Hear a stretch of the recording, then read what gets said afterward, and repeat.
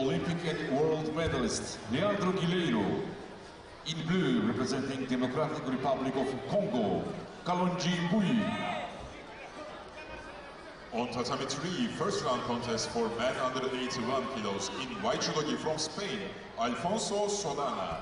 In blue judogi from Tajikistan, Akmal Murodov.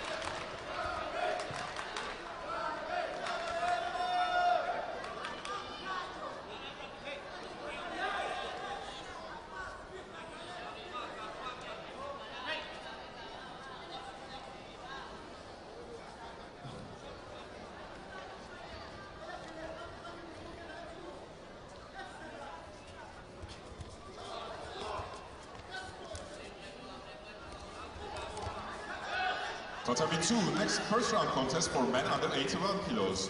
In white judogi from Republic of Korea, Lee Sung-go. In blue judogi from Poland, Damian Swarnowiecki.